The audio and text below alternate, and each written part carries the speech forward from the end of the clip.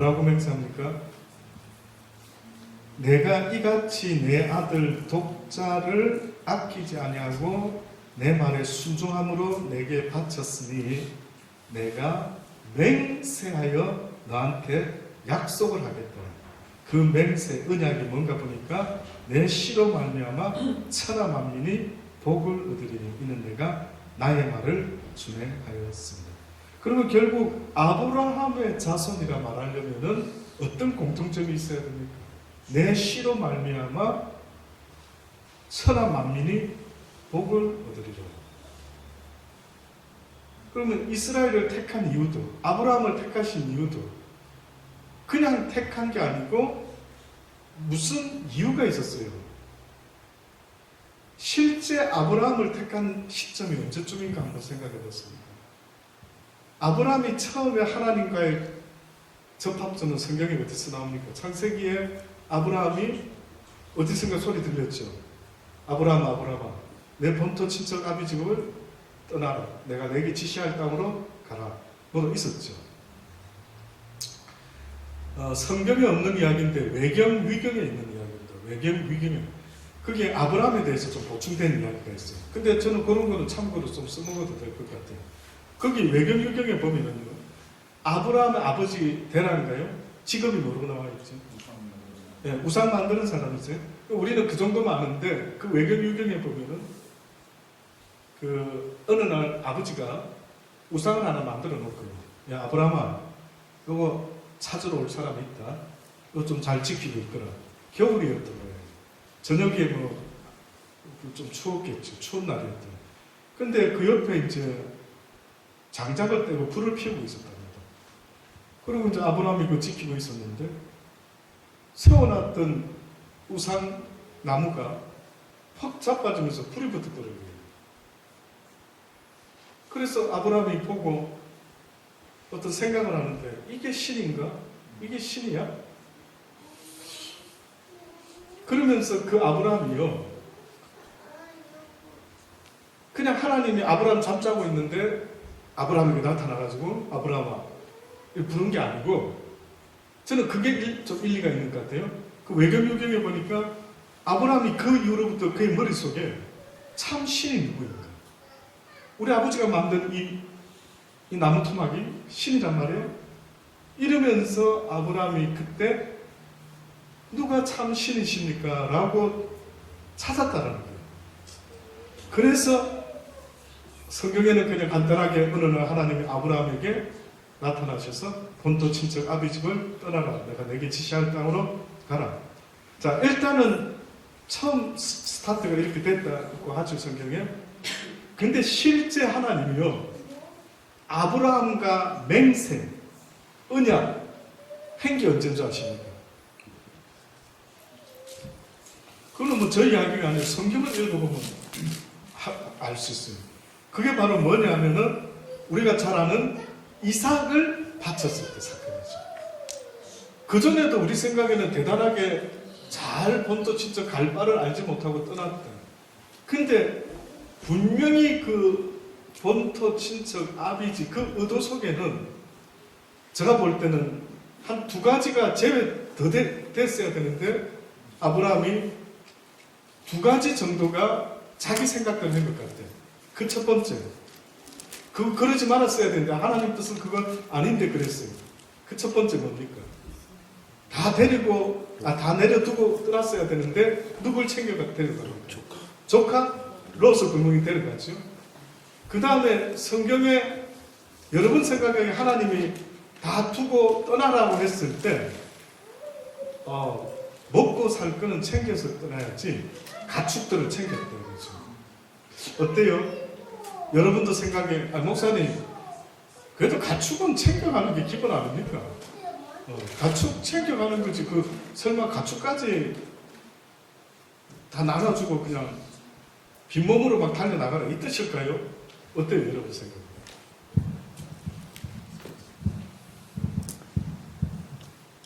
어떻습니까? 가축을 다 가축이라는 게 나처럼 지배되기 좀 동물들인데, 네, 그렇죠. 하나님이 창조하신 이 창조 전체 자연계에 집에 갇혀있는 동물보다 예. 나와 있는 야생 동물이 좋은 게 더 많을 수도 있거든요. 어떻게 보면 믿음을 순종했다면 네. 하나님께서 더 좋은 선물을 다시 욕과 같이 마지막에 채워주실지 네. 더 좋게도 해줄 수 있는 분이신데 네. 그것을 100% 순종할 수 있는 것도 보시고 싶었던 마음이 있지 않나. 예, 저도 생각할 때 상식으로는 가축을 챙겨가도 되지 않을까 이런 뭐 특별한 상식적인 면에서는 생각이 들어요. 근데 뭘 보고 문제가 있었구나 알게 됐느냐면 아브라함이 모든 가축을 다 이끌고 롯을 이끌고 처음에 나갔을 때에 가장 먼저 부딪힌 큰 시련 뭐였습니까? 흉년이었어요. 그렇죠? 그러니까 데리고 갔던 가축들을 다 어떻게 합니까? 다 잃어버리죠. 그러니까 이제 먹고 살려고 애굽으로 내려가고 아내 사라를 너희 동생이라고 썩이게 되죠. 그러면 뭐가 달라집니까? 자기가 챙긴 거는 싹 다 광야에서 다 잃어버렸어, 흉년으로. 그래가지고 이제 먹고 살기라고 애굽에 내려갔다가 겨우 와이프 때문에 어떻게 해보려 했다가 이제 어떤 하나님이 꿈속에서 그 왕의 모든 걸 막잖아요. 야, 그건 안 된대. 건드리지 마라. 왜 진작에 네가 그렇게 말하지? 네 동생이랬냐? 이래가지고 은혜를 베풀어서 아브라함이 먹고 살 것을 좀 얻어가지고 나가게 되죠. 그러면 무슨 이야기입니까? 아브라함이 그때 뭘 깨달았을까요?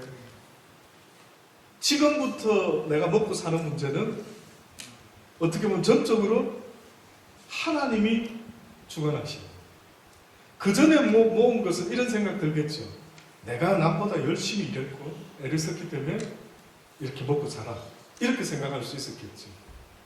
근데 그런 일이 딱 벌어지고 나면 와, 나는 다 잃어먹었는데 이건 전적으로 어떻게 보면 하나님께서 하시는 거예요. 자, 여기까지도 이제 그런 깨달음을 가지고 이제 삶이 시작된 것 같아요. 그러니까 제가 볼 때는 믿음으로 말미암아 믿음에 이른다 할 때 처음에 그 믿음은 하나님의 은혜의 믿음인 거예요. 내 믿음이 아닌 것 같아요. 본토 친척 아비 집을 떠나라 라고 하는 그 믿음은 어떻게 보면 내 믿음이 아닌 것 같아요. 하나님이 주시는 은혜를 어떻게 그걸 다 버리고 떠나라 말이에요. 나로서는 그럴 수 있는 믿음이 없었다. 부족한 믿음 가운데 이제 하나님을 배워가잖아요. 그래서 마지막에 이제 믿음으로 말미암아 믿음에 이르렀다. 그럼 그때 그 믿음, 두 번째 믿음은 언제 드러났나? 보니까 아브라함이 하나님이 이삭을 바치라고 했죠. 그 당시 때 자기 자식 하나밖에 없는 그 이삭, 그 느낌 어떨까요? 어떨까요? 하나밖에 없는 자식. 우리 사모님은 하나밖에 없는 서준이. 저는 셋이나 있지만 셋 중에만 하나 정도 내놔라 그러고 뭐 주의 종으로 보죠. 근데 세상에 하나밖에 없는 아들을 내놔라는 겁니다. 그럼 나를 내놔라는 거하고 내 이쁜 막 눈에 넣어도 안 아플 이 아들을 내놔라는 거예요. 자, 그때 아브라함이 처음과는 다르게 어떻게 합니까? 주저하지 아니하고 데리고 가죠. 자, 여쭤볼게요. 처음에도 그랬지만 두 번째 아브라함에게 이삭을 바쳐라라고 했을 때 이게 이 소리가 들린 거죠. 잘못 들은 건 아닐까요? 만약에 아브라함이 사라하고 의논했으면 어떤 사라는 뭐라 했을까요? 어느 날 정석 교사님 갑자기 서준아 아빠랑 캄보디아 가자. 아니 애를 데리고 가면 근데 말도 안 하고 보니까 비행기 타버렸어 벌써. 토요일날. 아니 집에 있는 줄 알았는데 서준이가 없어진 거예요. 자, 이런 일이 만약에 그러면 뭐라 할까요? 정신이 있냐 없냐? 애 학교는 안 보내고 뭐 하는 거냐 지금? 왜 애를 데리고 갔어? 이렇게 되겠죠. 그러면 정석교사는 이렇게 이야기할 수 있겠죠. 갑자기 죽겠어 지난밤에 너의 아들과 함께 떠나거라.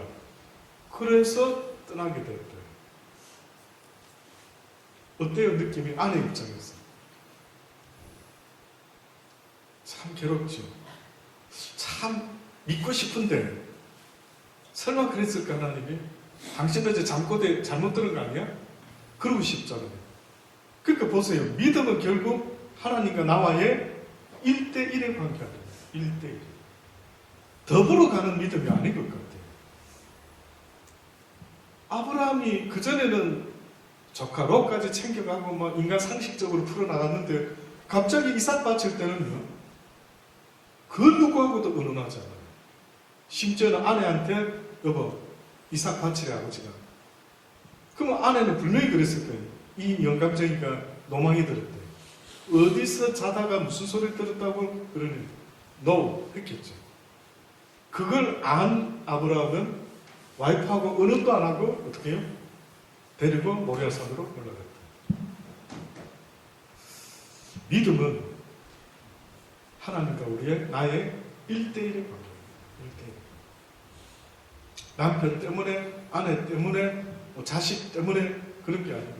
그러니까 결국은 내 편, 네 편이 아니라 그리스도 안에서는 가능해도 그리스도 안이 아닐 때는 전혀 오히려 원수가 되는, 집안에 가장 가까운 사람이 하나님의 뜻을 막는 자가 돼요. 저를 너무 사랑하시는 저희 모친은 큰 교회 목사가 되었으면 하셨죠. 때로는 하나님의 뜻이 아니라 그 걸림돌이 된다 하시더라고요. 내 뜻이 아니다. 그 말씀을 하더라고요. 그러니까 결국은 믿음은 하나님과 1대1의 관계인데, 그때 비로소 이제 드디어 이삭을 바치는 아브라함의 모습을 보고 하나님 뭐라 말씀합니까? 비로소 이제야 네가 나를 뭐 하는 줄 알았다고요? 경외하는 줄을 알았다. 자기 생명보다 귀한 자식을 내놨다. 그때 주님은 이제야 네가 나를 경외하는 줄 알았다. 거기다가 성경에는 안 써있지만 한마디 더 하셨다면 이렇게 하셨을 거예요. 이제야 네가 나를 사랑하는 줄 내가 알았노라. 그래서 성경이 말하는 사랑은요, 성경이 말하는 경외라는 것은 누군가를 경외하고 누군가를 사랑한다 할 때 그 순간 내 존재는요 없어져 버려야 돼요. 내 자아는 없어져 버려야 돼요. 나의 유익은 없어져 버려야 돼요. 그러니까 내가 누구를 사랑한다 하면은 듣기는 좋게 사랑이라는 표현을 썼지만 그걸 다르게 말하면 나는 그 사람의 자발적인 종이 되겠나이다. 이 말하고 똑같아요. 내가 누구를 사랑한다라면 그 사람을 어떻게 보면 섬기는 자의 모습이라고 성경은 말해요. 네가 누구를 사랑하면 얘야 너는 종이 된단다. 그 순간부터 너는 그 사랑하는 사람 때문에 기뻐하고 즐거워하고 슬퍼하고 맛있는 거 있으면 챙겨서 먹이려고 하고, 그러니까 그때 그 순간부터 그 사람의 삶의 기쁨은 그가 기뻐해야 내가 기뻐하고, 그가 즐거워해야 내가 즐거워하고, 또 그가 슬프면 나도 어때요? 슬퍼져 버려요. 그러니까 놀랍죠. 내가 누굴 사랑한다라는 게 나는 없어져 버리는 거예요. 그런 사랑 한 번이라도 해보셨어요?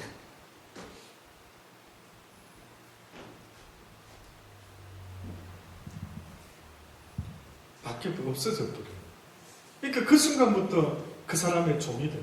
제가 한 번은 여자분들 이야기를 하면서, 참 여자분들은 집에 있을 때 살 때는 공주로, 엄마 아빠의 딸로 공주로 아주 이쁘게 자랐는데, 그 딸이 어느 날 커가지고 외간 남자를 사랑하게 돼가지고 시집을 가잖아요.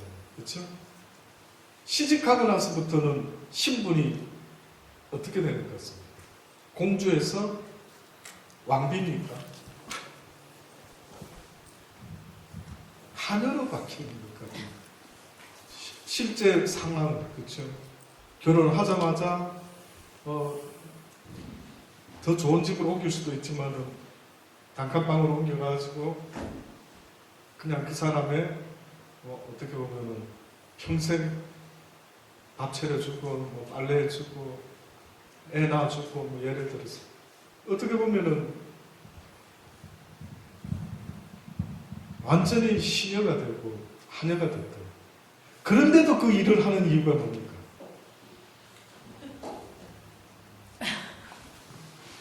예?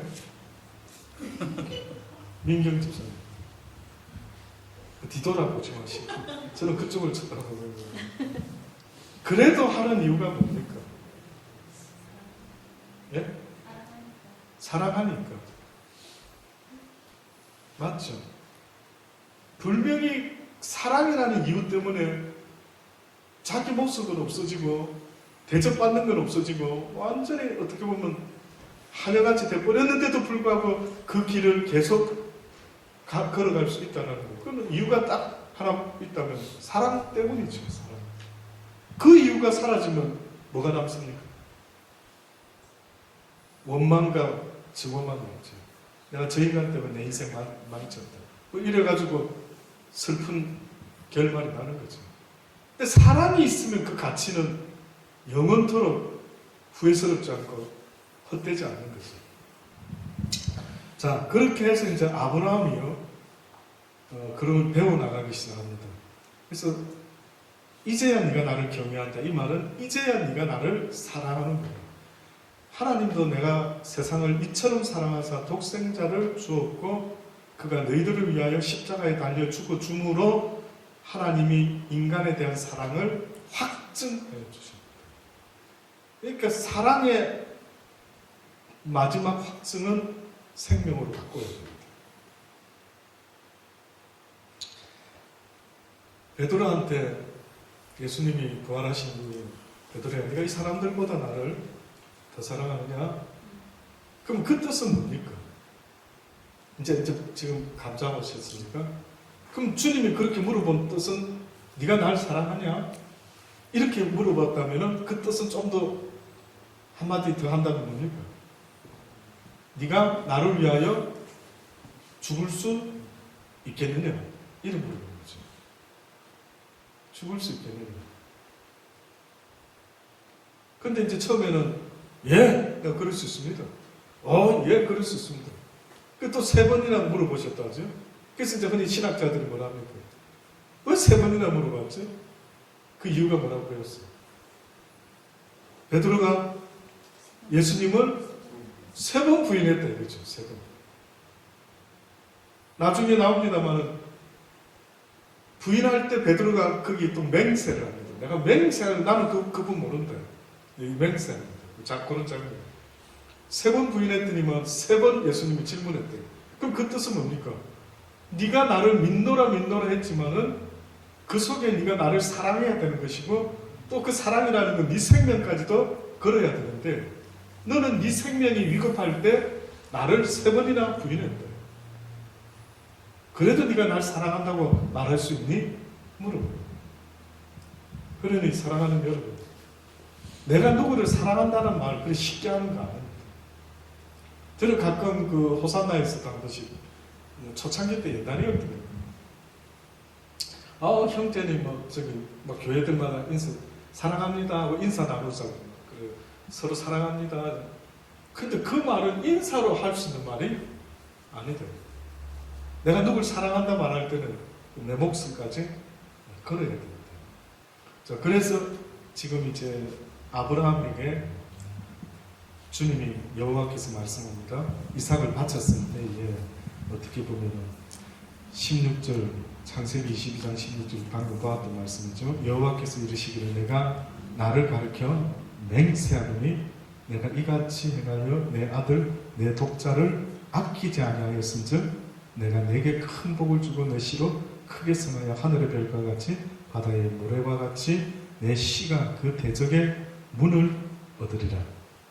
내 씨로 말미암아 천하 만민이 복을 얻으리니 이는 내가 나의 말을 준행하였습니다.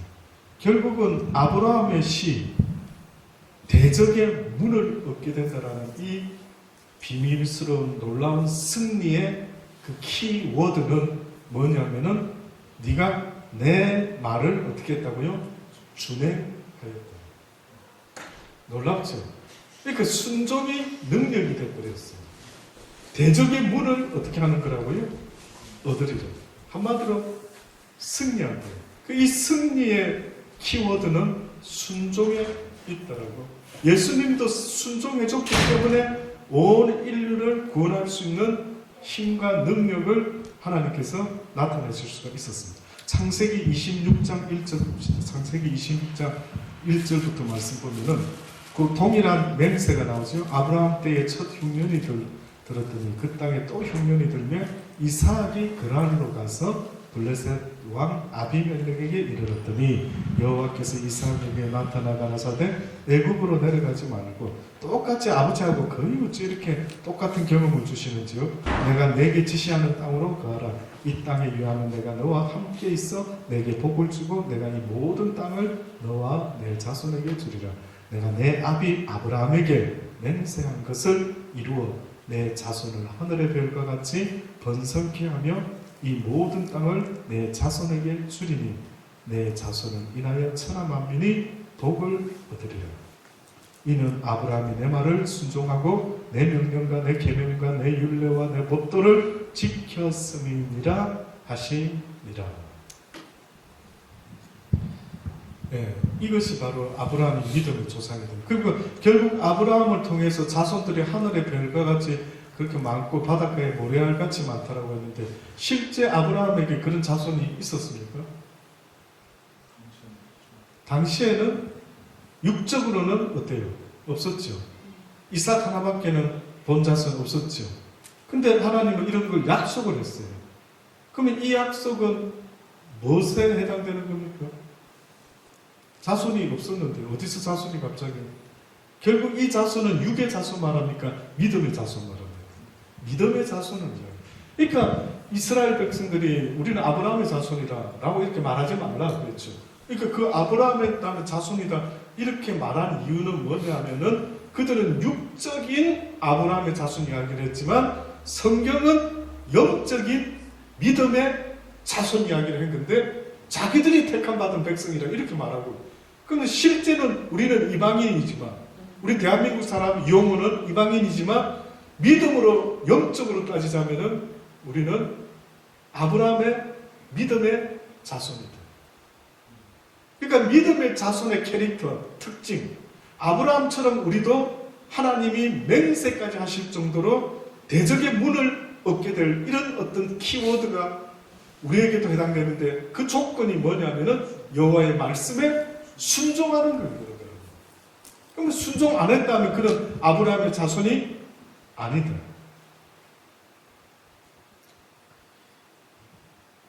히브리서 3장입니다.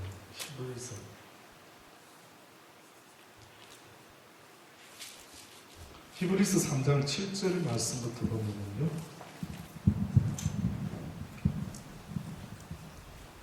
그러므로 성령이 이르신 바와 같이 오늘날 너희가 그의 음성을 듣거든. 잘 한번 들어보세요. 지금 제가 이 별거 아닌 것 같은 이 지금 성경 본문이 뭐냐면요. 하나님이 맹세를 이야기할 때마다 어떤 때 맹세를 말하는가를 볼 수 있어요.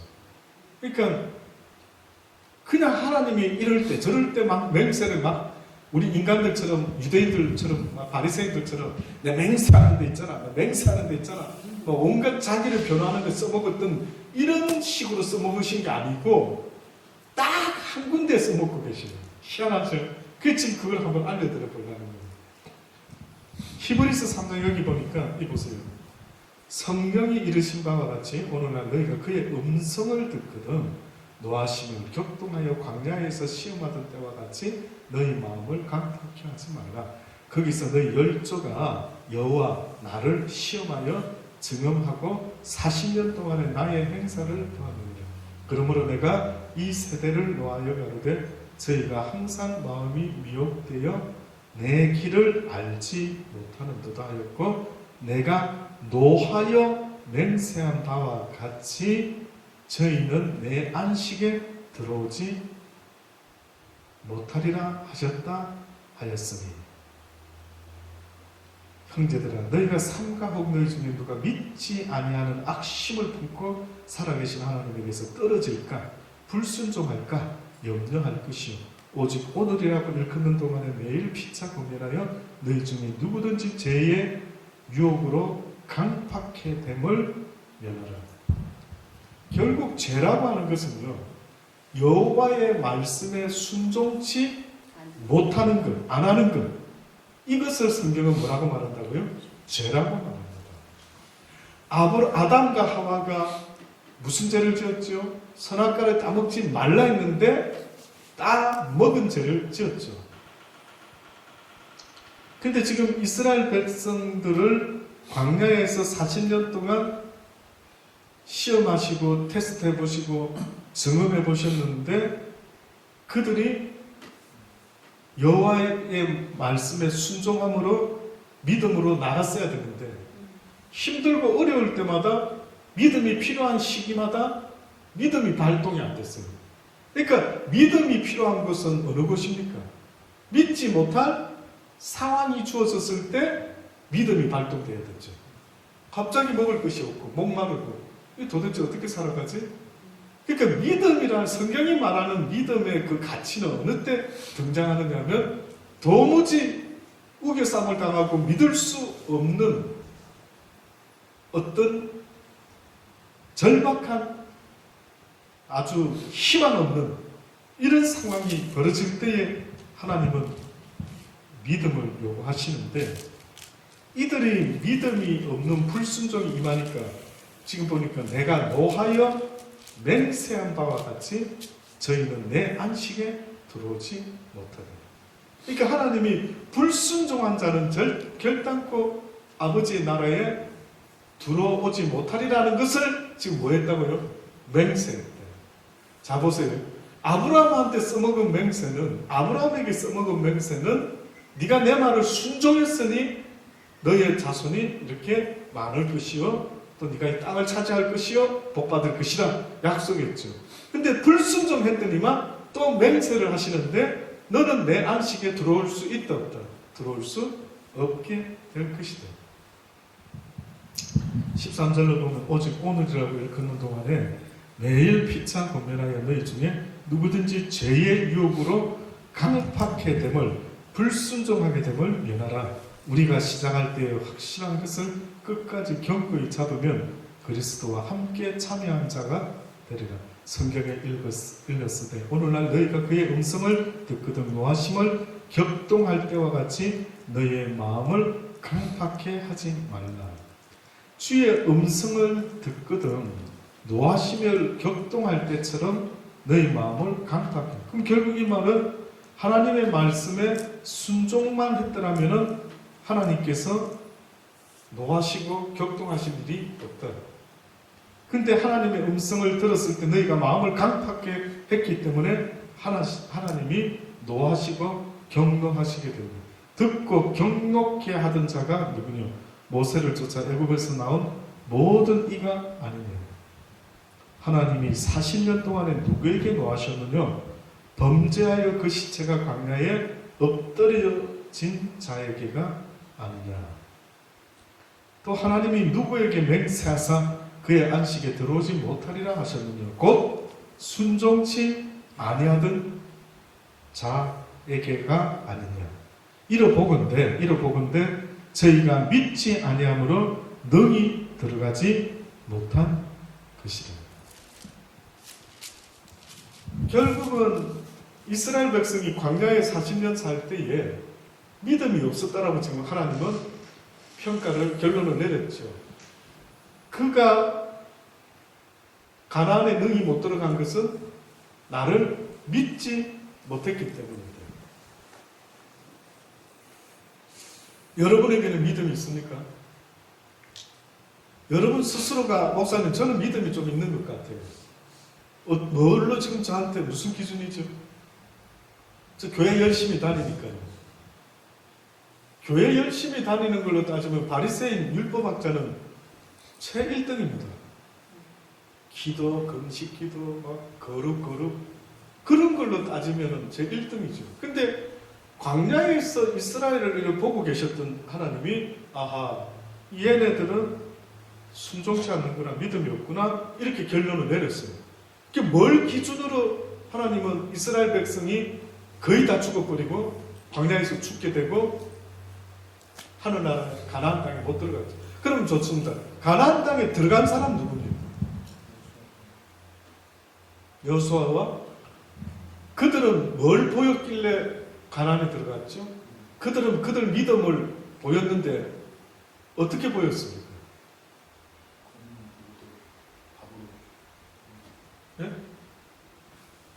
고민은 하지만 예, 예. 그러니까 밥으로 갔어요. 예, 예.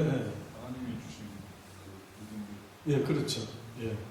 그러니까 가나안 땅에 정탐을 하고 왔는데 여호수아와 갈렙은 거기 있는 그 거인족들을 보고는 오히려 저들은 우리의 밥이다 이렇게 했죠.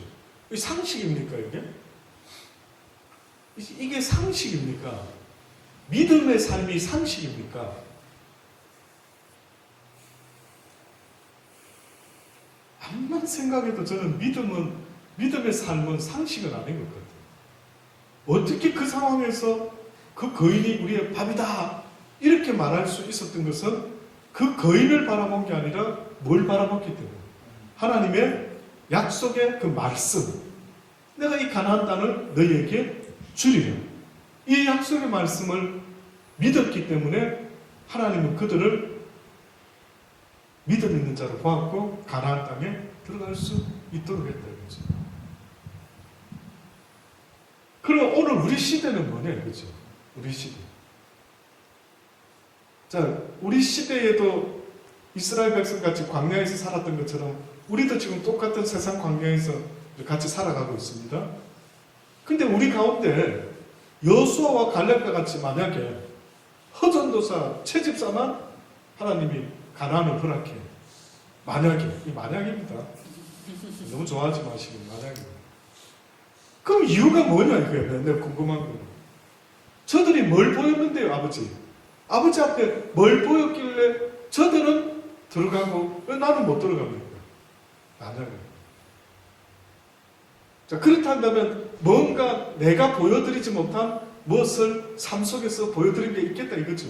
있다 이거죠. 그게 뭐냐 이거예요. 그래서 여러분 결론은요, 믿음이 있는 사람과 믿음이 없는 사람의 마음의 상태를 딱 알 수 있는데, 이스라엘 백성들은 여호수아와 갈렙을 제외한 다른 정탐꾼들이 보고를 했을 때 모든 이스라엘 백성들이 반응을 했어요. 어떻게 반응했는지 아십니까? 두려워하며 떨며 원망하며 우리를 죽이려고 여기까지 끌고 왔느냐 하면서, 그렇죠? 그들의 마음에 믿음이 사라지니까 대신 뭐가 들어옵니까? 의심과 불평과 불만과 두려움과 떨림이 쑥 들어온 거예요. 살아오면서 어때요? 두렵지 않고 담대히 나갔습니까?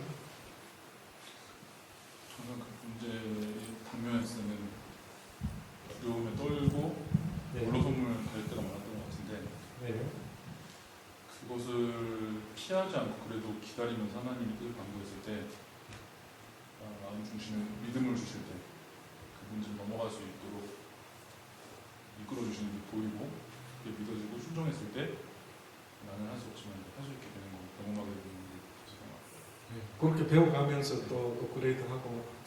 근데 보통 우리가 반응이 이제 좀 담대했으면, 여호수아와 갈렙과 같이 담대했으면 좋겠는데 자꾸만 부딪히죠. 좀 주저앉죠. 아버님 일 잘 해결됐습니까? 불쌍하게 다행히도 잘 해결됐습니다. 아유, 감사합니다. 힘들었을 때 있었죠. 네. 그래서 우리 전도사님 저한테 기도 부탁도 하고, 그렇죠? 네.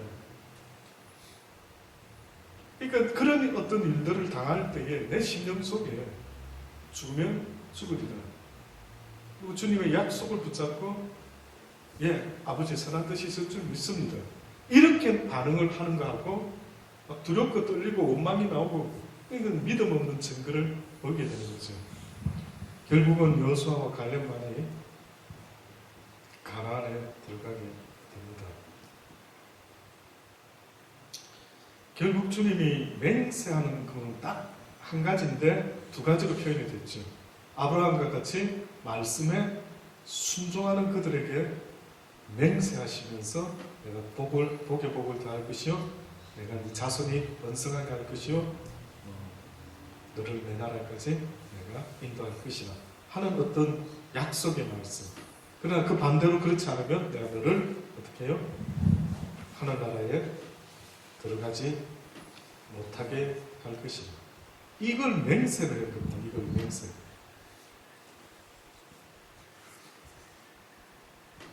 히브리서 7장입니다. 자, 하나님이 어쨌든 아브라함에 대한 맹세와 그 다음에 이스라엘 백성들이 광야에서 있었을 때에 하나님이 그들의 모습을 보고 맹세를 했죠. 그 다음에 하나님이 신약에 넘어와 가지고 어떤 맹세를 또 하나 하십니다. 그게 누구에 대한 맹세를 하시냐면 대제사장인 예수 그리스도에 대한 맹세를 하십니다. 히브리서 7장에 어떤 식으로 맹세를 하는지 한번 볼까요? 히브리서 7장 20절로부터요. 또 예수께서 제사장 된 것은 맹세 없이 된 것이 아니니 저희는 맹세 없이 제사장이 되었으니, 여기서 저희라고 하는 것은 예수님이 아닌 모든 어떻게 보면 육적인 제사장들, 저희는 맹세 없이 제사장이 됐답니다. 예수님은 무슨 맹세가 있었답니다. 오직 예수는 자기에게 말씀하신 자로 말미암아 맹세로 되신 것이라. 그러면은 예수님이 제사장이 된 것은 누군가가 맹세를 했다라는 거죠. 예수는 자기에게 말씀하신 자로 말미암아 맹세로 되신 것이라. 주께서 맹세하시고 뉘우치지 아니하시리니 내가 영원히 예수야 내가 영원히 제사장이라 하셨도다. 이와 같이 예수는 더 좋은 언약의 보증이 되셨는데 저희 제사장 된 자의 수요가 많은 것은 죽음을 인하여 항상 잊지 못하미로되 예수는 영원히 계심으로 그 제사 직분도 갈리지 아니하라. 어떻게 보면은 이 말은 육신의 제사장들은, 인간 제사장들은 죽음이라는 게 전제가 되어 있기 때문에 매번 제사를 드릴 때마다 죽음으로 제사를 드리니까 많이 필요하고 또 손이 많이 가는 거예요. 그러나 지금 예수님이 제사장이라는 것은 그런 날마다 죽음을 되풀이하는 그런 육적인 제사를 말하는 게 아니다. 저희 제사장 된 자의 수요가 많은 것은 죽음을 인하여 항상 잊지 못하는, 예수는 영원히 계심으로 그 제사 직분도 갈리지 아니하나니 그러므로 자기를 힘입어 하나님께 나오는 자들을 온전히 구원하실 수 있으니 이는 그가 항상 살아서 저희를 위하여 간구하십니다. 이러한 대제사장은 우리에게 합당하니 거룩하고 악이 없고 더러움이 없고 죄인에게서 떠나 계시고 하늘보다 높이 되신 자라. 저가 저 대제사장들이 먼저 자기 죄를 위하고 다음에 백성의 죄를 위하여 날마다 제사 드리는 것과 같이 할 필요가 없으니, 결국 이 제사장도 죄의 한계를 벗어날 수 있다 없다. 그가 아무리 목사라 하더라도, 그가 아무리 제사장이라 하더라도 자기를 죄에서 돌아봐야 된다 안 된다? 돌아봐야 된다. 그렇죠? 나는 설교하는 목사니까 당신들만 말씀대로 살아야지 나는 다 완벽하고, 이게 아니다. 아무리 내가 하나님 이야기를 하고 제사장이고 목사라 할지라도 그렇지 않다라는 걸 이야기하시면서 저 대제사장들이 먼저 자기 죄를 위하고 다음에 백성의 죄를 위하여 날마다 제사를 드리는 것과 같이 할 필요가 없으니 이는 제가 단번에 자기를 드려 이루셨습니다. 율법은 약점을 가진 사람들을 제사장으로 세웠거니와 율법 후에 하신 맹세의 말씀은 영원히 온전케 되신 아들을 세우셨느니라. 놀랍죠? 그러니까 몇 가지 하나님의 맹세가 있으신데, 그래서 아브라함과의 맹세, 그리고 이스라엘 백성들이 가나안에 못 들어간 그들에 대한 부정적인 맹세, 그리고 신약에 와서 그분의 맹세로 말미암아 이루어진 일이 있었으니 이것은 바로 예수 그리스도를 내가 영원한 대제사장으로 삼을 것을 맹세를 하셨습니다. 그런데 우리는 그때 그 당시 유대인들은 뻑하면은 어떻게 했다고요? 맹세를 한 겁니다. 뻑하면은 맹세를 한 겁니다. 그래서 여러분이 잘 아는 그 베드로도 급하면은 맹세를 했던 것입니다. 베드로가 보니까 마태복음 26장 69절로부터 우리가 잘 아는 예수님을 부인하는 사건이 나오죠. 그냥 뭐 저주하고 또 어떤 데는 저주까지 하고. 근데 여기 보니까 마태복음 26장 69절로 보니까 베드로가 바깥에 앉았더니 한 비자가 나와서 가로되 너도 갈릴리 사람 예수와 함께 있었도다 하거늘 베드로가 모든 사람 앞에서 부인하여 가로되 나는 내 말하는 것이 무엇인지 알지 못하겠노라 하며 앞문까지 나가니 다른 비자가 저를 보고 거기 있는 사람들에게 말하되 이 사람은 나사렛 예수와 함께 있었다 하며 베드로가 맹세하고 또 부인하여 가로되 내가 그 사람을 알지 못하노라. 그 당시 때 사람들이 이 맹세라는 뜻을요, 이게 어떻게 잘못 왜곡이 된 것 같습니다. 그 성경의 맹세라고 하는 것, 서원이라고 하는 것이 좀 가장 가까운 또 다른 단어인데, 서원이라고 하는 것은 하나님이 이렇게 해주시면은 내가 이렇게 하겠나이다 라고 하는 하나의 약속, 하나의 맹세죠. 근데 그게 잘못됐다 이거예요. 아버지 말씀은. 그거는 잘못됐다는 거예요. 서원이 하나님의 인도함 가운데 받는 한나와 같은 서원이 있지만은 자칫 서원하는 것 등은 우리가 잘 아는 그 대표적인 사사 시대에 누구죠?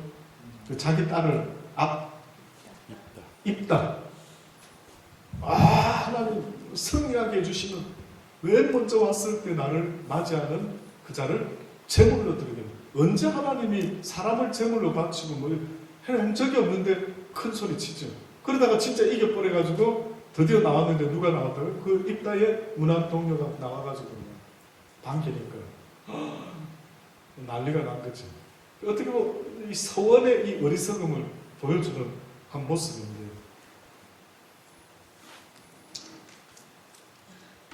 그렇게 맹세해라고 듣긴 들었겠지만 그러나 나는 도무지 너희들에게 말하노니 맹세하지 말라. 도무지 맹세하지 말라. 레위기 19장 12절 너희는 내 이름으로 거짓 맹세함으로 내 하나님의 이름을 욕되게 하지 말라. 나는 여호와더라. 레위기 5장 1절에 보면 누구든지 증인이 되어 맹세시키는 소리를 듣고도 그 본 일어나 아는 일을 진술치 아니하면 죄가 있나니 그 허물이 그에게로 돌아갈 것이라.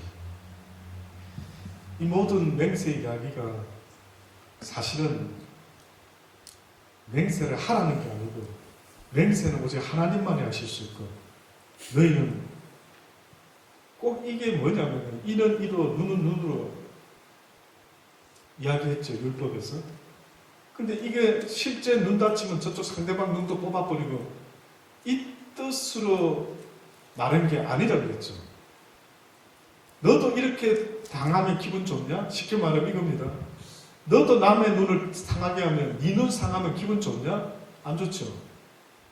그러면 뭐라고요? 다른 사람의 눈을 상하게 하지 말라. 이 뜻이었습니다. 근데 이 맹세 이야기도 똑같아요. 앞으로 성경 읽으시면서 이 맹세에 대한 걸 보실 때마다 맹세를 막 써먹습니다. 증인을 세우고 뭐 맹세하고. 근데 그 맹세가 결국 또 다른 사람도 또 다르게 맹세하고 거짓 증인하고 맹세하고 그러다 보면은 결국은 그들 모두가 다 그게 빠지게 되어 있는데, 또 그 맹세라는 그 자체가 사실은 하나님 외에는 그 누구도 맹세할 수 있는 존재가 아니라는 걸 알려주시는데 아마 당시의 사람들은 그 맹세가 그냥 쉽게도 나왔던 것 같아요. 그러니까 자기를 드러내고 내가 있잖아, 내가 절대 그런 거 아니고 내가 절대 뭐 나쁜 짓 안 했고 내가 이렇게 충만했던 그 시대 사람들에게 이 맹세라는 것이 아주 액세서리 같이 딱 붙어가지고 같이 나왔던 그런 이야기인 것 같다라는 생각이 듭니다. 자, 아무쪼록 여러분도 살아가면서 결론입니다. 그 맹세하지 말고 뭐 어떻게 했습니까, 성경에? 오직 너희 말은 옳다 아니라 알아. 이에서 지나는 것은 뭐라고요? 악으로 악한 자에게서 쫓아나는 거죠. 그러면은 결국은 악한 자는 어떻게 시키냐면 야 네가 하나님의 네가 맹세해. 근데 우리는 맹세할 수 있는 존재가 아니라 할 수 있으면 할 수 있다 말하고 할 수 없으면 할 수 없다라고 말해야 될 존재이다. 맹세는 우리의 것이 아니다. 그래서 야고보 5장 12절에도 뭐라고 말했다고요? 오직 너희의 그렇다 하는 것은 그렇다 하고 아니라 하는 것은 아니라 하여 죄 정함에 분명하다. 이게 죄짓게 되는 거랍니다. 그러니까 함부로 맹세를 이야기하다가는 여러분이 자칫하면 죄짓는 일이 벌어질 수가 있다는 것까지. 여기까지 오늘 주제에 대해서는 쭉 이야기를 나눴습니다. 어떻습니까, 여러분? 맹세 어떻게 생각하십니까? 장담, 조금 부담스러운 맹세보다 장담하시는 거 있죠. 장담하실 수 있겠습니까? 절대 없습니다. 그리고 오늘 사실은 짧은 시간에 아침에 다 자세히 설명 못했는데 인간의 연약함은 뭐라고요? 제가 볼 때는 하나님 편에서 인간의 연약함은 하루 한 치 앞을 알지 못하는 거예요. 그게 인간의 가장 큰 연약한 존재다. 어때요? 동감? 숙제로 두고 생각해 보셔도 되고 인간의 그 연약함은 벌거벗었으나 부끄러워하지 않겠다. 또 부끄러워해야 되는 일이 뭘까? 이 땅에서 태어난 인간이 영원한 세상이 아닌 흐르는 시간 속에서 태어난 인간이 부끄러워해야 될 약점이 있다면, 다시 말하면 부끄럽다는 것은 연약한 어떤 아주 최고의 약점이 돼요. 이게 그 톨스토이에 나오는 천사 이야기 있죠. 어느 날 천사가 이 땅에 와가지고 신의 명령을 어기고 와서 세 가지를 깨달으면 돌아오게 한다 할 때, 그때 그가 인간에게 주어져 있지 않는 것을 이제 보게 되죠. 어떤 사람이 건정한 사람이 나타나가지고 구두를 평생 신을 구두를 제작을 붙어가죠. 근데 그 천사가 딱 보니까 이 사람은 곧 죽을 사람이에요. 근데 그것도 모르고 구두를 아주 튼튼한 걸 주문하고 있는 그 모습을 보고 그 천사가 한 가지를 또 깨닫는 거죠. 과연 인간이 벌거벗었다라고 하는 그 속에는 그래도 부끄러워하지 않았다는 것은 하나님이 함께 하셨기 때문에 그 연약함이, 그 부끄러움이 전혀 상관이 없었는데 그 하나님의 은혜와 함께 하심과 지키심과 보호하심이 떠나버리고 가니까 우리는 한 치 앞을 알지 못하게 되는 것 같습니다. 그래서 가장 인간의 그 믿음과 반대되는 것은 한 치 앞을 모르는 거죠. 믿음과 이제 결론 납니다. 그래도 오늘 오후 시간 여러분 애 많이 쓰십니다. 좀 누워서 쉬고 싶으실 텐데, 그렇죠? 예. 그래도 한번 이 시간 아니면 또 언제 고민해 보겠습니다. 이제 마지막입니다. 기뻐하십시오. 마지막입니다. 믿음이라는 것은 갈 바를 알지 못하는데 아는 것처럼 어떻게 보면 걸어가는 것 맞습니까? 뭐 또 다르게 정의하셔도 되고요. 대략, 그죠? 믿음은 갈 바를 알지 못하지만 갈 길을 아는 자처럼 걸어가는 거 맞습니까? 내일 죽을 수도 있는데 죽지 않을 자처럼 걸어가는 인생. 이게 바로 믿음이라고 했어요. 그렇죠? 그러면 벌거벗었으나 부끄러워하지 않았다. 원래는 벌거벗은 게 부끄러워해야 된다. 연약해야 된다. 연약한 인간의 모습이다. 주님과 동행했다. 에녹이 주님과 동행하다가 하늘나라까지 갔다. 이 땅에서 주님과 늘 함께 동행했다. 주님은 내 앞길을 인도하신다. 여호와는 나의 목자시니 내게 부족함이 없으리라. 내가 비록 사망의 음침한 골짜기를 다닐지라도 주께서 나를 안위하시고 주께서 나를 푸른 초장으로 인도하시고 실만한 물가로 인도하실 것이라 이랬어요. 그렇죠? 그러면은 양이라는 짐승을 비유를 하시고 목자 양은 갈 바를 안다 모른다. 모른다. 한치 앞에 무슨 일이 일어날 줄 전혀 모르는 인생이다. 하나님이 빛으로 이 땅에 오셨으니 인간이 어두움에 처하여 사망의 그늘에 죽음의 골짜기에 그러고 앉아 있었더라. 다시 말하면 그들이 어떤 상태인지를 한치 앞을 모르고 있었다. 이러한 모습이 어떻게 보면 하나님 편에 봤을 때 우리의 부끄러운 모습, 우리의 연약한 모습. 그러니까 결국 인간이 이 시간 속에서 지음을 받았다라고 할 때에 우리는 한계를 두놓으셨는데 그게 바로 한치 앞을 모른다.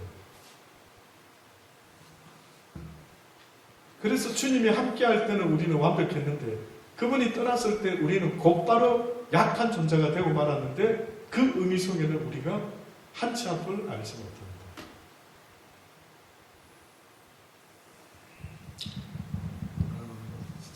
쉬운 생각은 아닌 것 같습니다. 쉽게 생각할 수 없는. 근데 한번 도전을 드리고 싶습니다. 정말 하나님이 창세기가 참 중요한 게 그게 근본적인 하나님의 섭리가 다 들어가 있는 거예요. 그걸 파악할 수만 있다면 내 자신을 이렇게 돌아볼 수 있게 되지 않을까 생각합니다. 혹시 다른 이야기 있으신 분 있으십니까?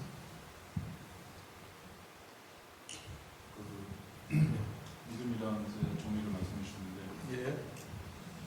그러니까 한치 앞도 알 수 없지만 알 수 있는 사람처럼 걸어간다라고 말씀하셨던 것 보니까 네. 그런데 이제 진짜 막상 그 상황에 정말 처해서 이렇게 그 길을 걸어가다 보면 아는 사람인 것처럼 걸어간다는 느낌보다는 걸어가고 있지만 정말 모르겠다는 생각이 들거든요. 네. 그 사실 아는 것처럼 걸어간다는 느낌보다는 계속 걸어가면서도 주님밖에는 볼 게 없는 상태로 걸어가는 거, 이 좀 더 믿음이 가깝지 않나. 제 요즘 상태는 그런 상태인 것 같은데 그게 좀 더 좀 디테일하고 좀 정확한 고백이 되지 않을까 생각이 들어요. 네. 그렇죠. 네. 어떻게 보면 지금 방금 허전도사 이야기를 나는 듣기에 만약에 우리 정재가 엄마 아빠랑 같이 손잡고 어디 갈 때에 걔는 아빠 지금 어디 가는 중이에요? 뭐 물을 수는 있어요. 그렇죠? 근데 그거 신경 쓸 거예요? 안 쓸 거예요? 안 쓰는 것 같아요. 뭐지? 얘는 궁금도 안 하나? 근데 엄마 아빠하고 손잡고 가면은 정재는 어디든 웬만하면 갑니다. 그냥 물어는 보죠. 이제 컸으니까.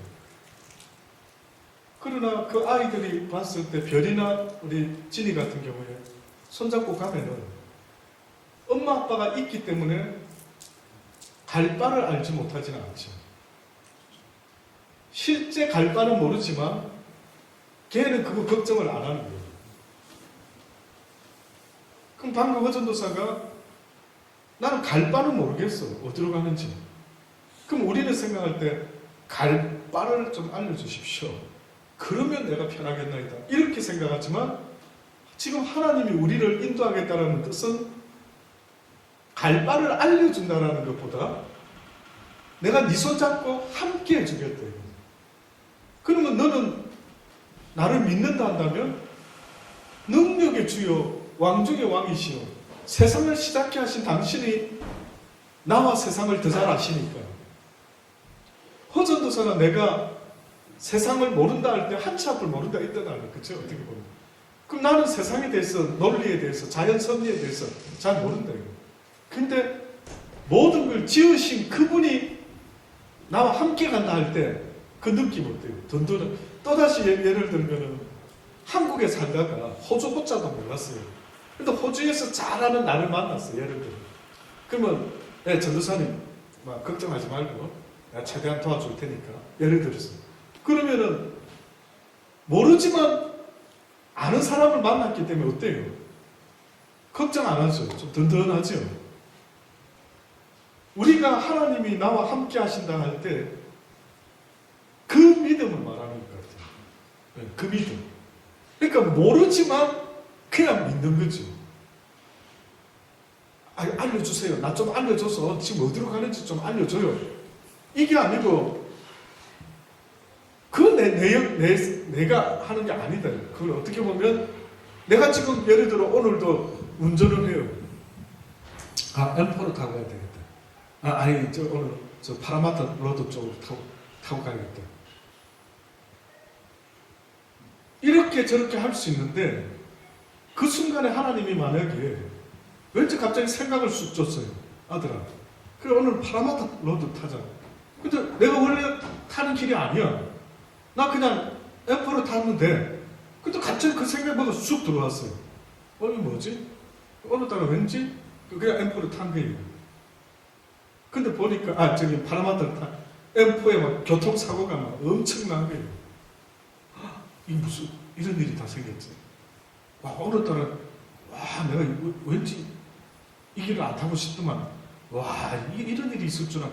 자 예를 들어 그러니까 하나님이 우리를 인도하신다 할 때 내 마음의 심령의 생각에 모든 걸 그분이 나와 동행하면서 나의 생각에 주인이 돼주고 간섭을 해주는 관계, 이런 관계, 이게 믿음의 관계인 것 같아요. 이게 친밀함의 관계인 것 같아요. 사단이가 가룟 유다를 통해서 예수님을 팔게끔 했잖아요. 그때 성경에 보면 생각을 어떻게 했다? 넣어줬대. 예수를 팔 생각을 넣어줬대. 허전도사도 이렇게 보통으로 지내는데 하나님의 간섭을 받고 동행하는 사람이라는 것은 늘 하나님의 뜻에 길을 이렇게 열고 있는 자세. 그러니까 믿음의 삶이라는 모습이 늘 하나님의 말씀에 귀를 기울이고 있는 자의 모습 아닐까. 그래서 그분이 나를 인도를 해주는 가운데 피할 길을 내시고 가는 거지. 10분 후에 무슨 일 생길 그냥 말해달라고요, 아버지. 이런 거는 아닌 것 같아요. 그냥 그분하고 가다 보면, 그 다음에 그분이 때가 되어서 나를 이제 하늘나라 데려가고 싶다. 그럼 교통사고로 죽여야 되겠다. 그러면은, 어때요? 죽여주셔서 하늘나라로 데려가실 수도 있겠죠. 그러니까 우리는 사고 안 당하고 피하고 이 땅에서 오래 살고 이게 아닌 거지. 예수 믿는 순간부터. 우리는 그냥 그분에게 다 맡기고 그분의 인도함 받다가 아골골장 빈들을 가다가 그분이 에녹을 데려가신 것처럼 우리를 데려가면 그뿐인 거죠. 그 부분에 대해서 상당히 깊은 생각을 많이 하고 있는데 오늘 말씀을 잘 맞는 것 같아요.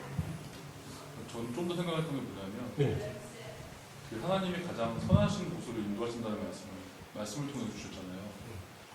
그러니까 우리는 시간 안에 종식도 살다 보니까 미래를 보지 못하고 항상 앞이 궁금하니까 앞에 알려달라는 말씀을 하는데 하나님의 방식은 그거를 너가 가지 않고 내가 미리 말함으로써 알려주시지 않고 우리를 그곳을 꼭 동행해서 데려가시는 것 같아요.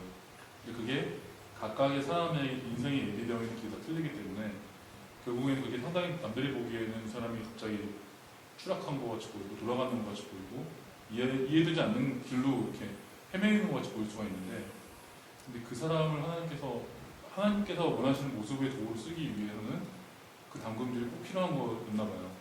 그래서 그것을 꼭 겪게 하시는 것 같다는 생각이 요즘 들어서 조금씩 더 이게 체험이 되고 정리가 되고 있고, 그러다 보니까 이해할 수 없는 어떤 악한 상황이나 말도 안 되는 어떤 오해가 되어 있는 상황이나, 요즘에 사실 저는 그런 상황에 대해 처해 있는 입장이 많이 생기고 있는데, 이게 뭐지 하다가도 결국에는 또 돌아보고 나서 그때 그것을 내 인간의 말로 변론을 하거나 사람의 어떤 것을 예전처럼 내 지식이나 뭘 동원을 해서 아까 말씀하신 맹세를 하거나 장담을 하거나 이랬던 저였는데, 최근에는 그냥 그런 상황이 놓여도 그거를 제가 정말 마음속에 기도만 하면서 넘어가요. 근데 그랬을 경우에 생각지도 않은 다른 영혼들을 통해서 그걸 풀어주신 경험을 경험하게 되고, 오히려 그 처음의 공간 속에서 저도 몰랐던 걸 깨달아 성장하게 되지만, 전혀 관계없던 그 사람이 그것을 함께 다뤄지는 문제에 도움으로 해서 그 영혼까지 터치되는 것을 경험케 하시는 것 같고, 결국 우리가 혼자 사는 게 아니라 함께 살다 보니까 이 시간과 공간상에서 계속 영향력을 이렇게 끼치게 하는 것 같다는 생각이 들고, 참 고통스럽고 아프고 막 이런 막 연단의 과정 속에서 있는 것이 괴롭긴 한데도 한편으로는 그래서 기대가 되는 느낌도 좀 이렇게 조금씩 들고요.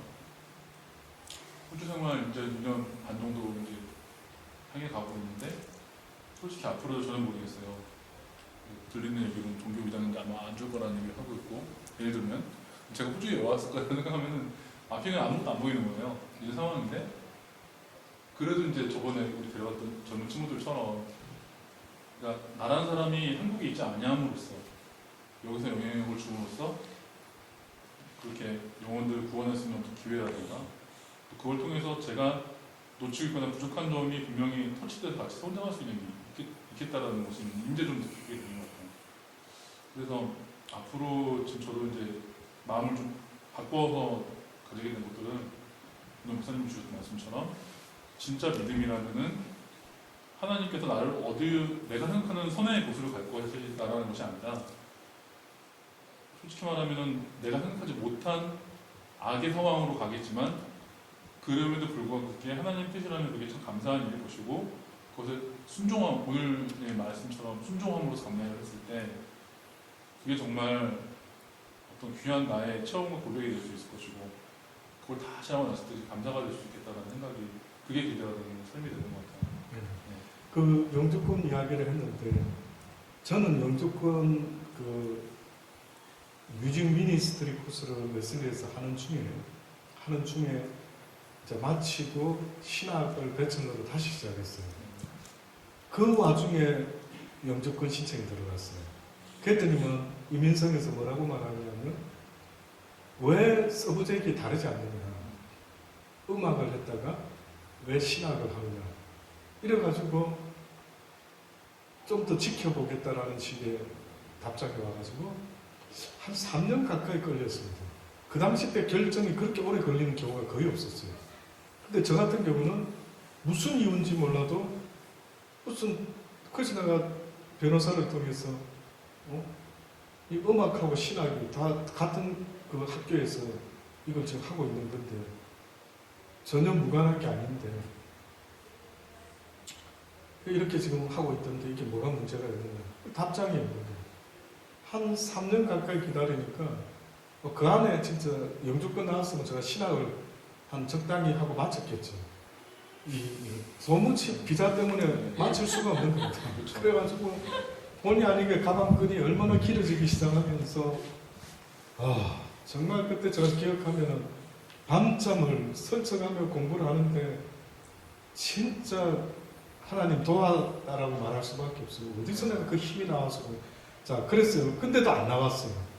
그러니까 거의 졸업할 때쯤 또 이제 학부 마칠 때쯤 돼가지고 하도 안 나오니까 제가 그 변호사한테 이를 말했습니다. 이제 우리 부부가 포기했다고. 마음을 내려놨다고. 이제 한국에 돌아갈 건데 그래도 답장을 하나 보고 가야 되거든요. 그 노라고 하는 답장을 해도 상관없으니까 이민석에다 한 번만 더 컴플레인 해달라. 이 사람들이 그냥 너희가 정 마땅치 않고 못 주겠다면은 못 주겠다라는 도장을 찍어서 달라고 한다. 그렇게 전해다. 우리 다 이제 보따리 살 준비하고 있다. 이제 한국 간다 이제. 그랬어요. 그랬더니만 그 변호사가 알겠다고 연락을 해요. 그 변호사가요, 원래 일을 시작할 때 얼마 한 반쯤 줬어요. 하고 마무리 다 한 반쯤. 그러면 자기들은 보통 1년이면은 이제 잡고 이제 수입을 얻죠. 근데 나한테는 3년이 가까이 가니까 볼 때마다, 전화할 때마다 미안해요. 아, 이런 일이 없는데 이런 일이 생겼다고. 자기도 모르겠다고. 그분이 나이가 좀 있으신 목사님 아들이었던 분이 있어요. 외국 분이었는데. 그러니까 3년 기다려가지고 내가 이제 가겠다니까 너무 미안한 거예요. 이거 다 되는 건데 자기 경험상 이게 안 나오는 거는 처음인 거예요. 그러니까 늘 미안해 하면서 나한테 그러다가 이제 내가 가겠다니까 얼마나 미안했겠어요. 알겠다고. 전 그러면 내가 통보해서 say no를 받아주겠다고. 그런데 그 다음날 전화가 온 거예요. 막 욕을 빨리 오라고 파스했다고. 그러니까 이 사람이요, 나보다 더 기뻐하는 거예요. 우리는 갈 준비했는데 기분이 짭짤하지. 이거 뭡니까? 누구 놀리십니까? 이제 이런 느낌. 그래가지고 이제 딱 하는데 그분이요, 돈을 우리가 줘야 되잖아요. 나왔으니까. 얼마나 미안했으면 안 받겠다더라고요. 그래서 저희는 영주권 신청할 때 반값 정도는 했나 조금 내고 받았어요. 내담하는 게 쉽게 말해서. 이런 희한한 일이 벌어진 거예요. 내가 그때 깨달음을 하나 가졌다면 세상 영주권도 받으려고 그렇게 막 비유에 원하는 서류 막 바로바로 떼서 주고 막 애를 쓰가는데 어떻게 보면 하나님은 웃으시겠죠. 야, 너희들이 세상 영주권 받으려고 난리를 치면서 하늘나라 영주권 할 때는 그렇게 믿음으로 무장해 보려고 깨어서 기도하면 이런 쪽은 덜 아까 우리 집사님하고 노후 대책은 하면서 사후 대책은 전혀 하지 않는 이 어리석은 인생들 보시면 웃으시겠대요. 나는요, 분명히 내가 주의 이름으로 권할 수 있는 권면이 있습니다. 살게 하시려고 한다면은 문제는 그분이 나 허용우를 여기 살게 하시려고 하시나 안 하시나에 달려 있는 거지. 내가 무슨 살고 싶은데 나 한국에 살고 싶은데 죄송한데 그게는 관심 없어요, 아버지. 나는 네가 내 뜻을 쫓기를 원하고 살아도 그만, 저쪽 가서 살아도 그만, 아버지의 뜻이 이루어지기를 원하나이다 한다면은 진짜 모세같이 나 못해요. 이래도 나중에 하나님이 나 그냥 한국 가서 살아도 상관없어요 이러는데 아버지가 아니야, 너 여기 살고 싶어. 너를 통해서 할 일이 있어. 아니요 아버지 그러지 마세요. 나 한국 갈래요. 이렇게 하면 하나님이 기적을 일으켜도 수십 번을 이렇게 어떤 방법으로 만들어요.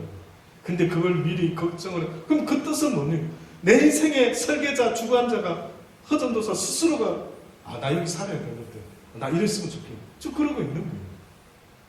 저도 그런 갈등이 있었죠. 그러나 언젠가 그것까지 내려놓을 때 그래요. 한국 가라면 가죠. 그 한국 간 거 아니에요. 3년 반. 그 목회를 하다가 또 생뚱맞게 어떻게 보면 왜 다시 가야 되죠? 다 두고 떠나왔는데 이제 여기 좀 자리 좀 잡으려고 하고 교인은 많지 않았어도 내 살면서 이용호 목사를 그렇게 긍휼히 여겨주고 불쌍하게 봐주고 고마워하는 그런 교인들은 나 거기서 처음 봤습니다.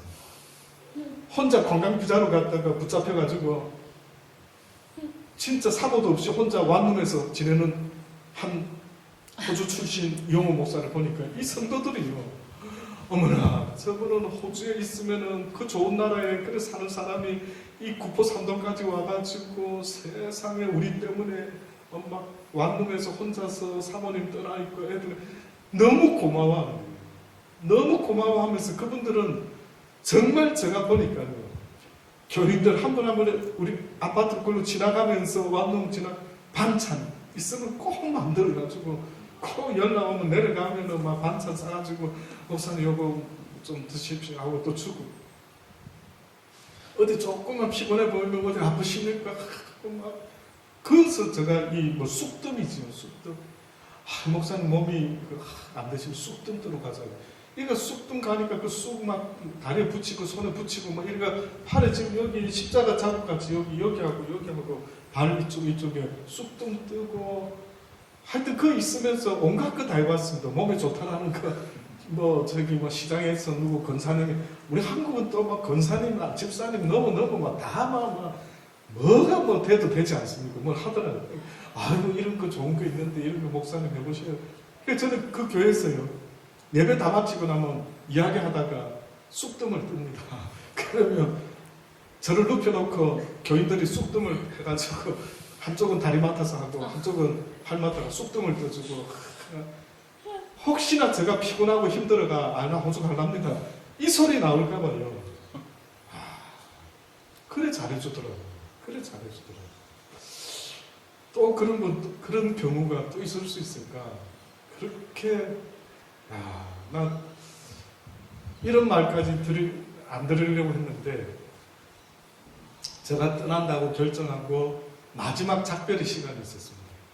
저희 그 아파트에 이제 하도 좁은 데 살다가 이제 바꿨는데 거기들 오셨어요. 그 집사님들이 특히 여자 집사님 한두 분이 저 뭐 앉아있기가 불편한데 의자에 앉았고 그분들도 의자 한두 개 같이 앉았어요. 세상에 붙잡지는 못하겠고 기도 중에 떠난다 하니까 다들 안타까워하세요. 제가 무슨 예수님도 아닌데 저 발을 붙잡고요. 거기다 입을 맞추려고 하는. 참. 그러지 마세요. 괜찮습니다. 그랬더니만은 꼭 가셔야 돼요. 이런 애잔하고 찡한 여러분 이해 안 될 겁니다. 저도 살면서 부모 형제도 아닌데 나한테 그렇게까지 애정을 베풀어 주신 분들 또 있을까 싶을 정도로 그러더라고요. 그러니까 어쨌든 또 다 내려두고 또 이리 와서 갈 바도 알지 못하고 진짜 또 가라 하시니 또 온 거고 진짜 어디 이력서라도 넣어가지고 좀 큰 교회라도 좀 해서 근심 안 하고 말씀만 전하면 얼마나 좋을까. 그 저는 가장 부러웠던 게 목사님들 가운데 먹고 사는 거 걱정 안 하고 그냥 말씀만 열심히 전하면은 신경 하나도 쓸 거 없는 너무 부러운 거예요. 근데 한 번도 제대로 사례를 저는 받아본 적은 없어요. 한국에 3년간 있으면서 처음에 40만 원, 50만 원 받다가 나중에 70만 원까지 받아봤죠. 한 달 사례비. 그 70만 원 받으면서 또 없으면 또 못 받는 걸로 전제를 하고 그래 쭉 진행하는데 어쨌든 허전도사의 그 어떤 앞으로 뭐 종교 비자 뭐 영주권 글쎄요. 과연 내가 하나님을 믿노라 할 때 아까 여호수아와 갈렙과 같이 갈 바를 알지 못하는 거 이러면 어떻고 저러면 어떻고 아버지의 뜻이 더 선하니까 내가 여기 사는 게 더 좋을 것 같지만 여기 살다가 무슨 봉변을 당할 수도 있고 무슨 강도를 만날 수도 있고 거기서만 안 살았으면 제가 며칠 전에 그 수요일마다 만나는 그 가르치는 그분들 중에 누가 한 분이 이런 말을 하는 게 지금 생각이 나요. 잘 아는 분 한 분이 멜버른으로 뭐 사업이 잘 돼가지고 아주 여기서 사업이 잘 돼서 그 비즈니스를 팔고 더 좋은 쪽으로 멜버른으로 올라갔대요. 세상에 멜버른 가다 교통사고로 죽었다. 그 이야기를 어떤 분이 하더라고요. 그리고 그분은 더 좋게끔 하려고 갔는데 죽었어요. 과연 우리가 뭐가 더 좋은 것인지 물론 뭐 가는 게 안 가는 게 문제는 아닌데 그러니까 전혀 영양가 없는 걱정, 근심 혹은 뭐 이런 거 할 필요도 없고 오직 주의 뜻대로 이것이 바로 우리 이 땅에 대한 소망은 없어야 됩니다.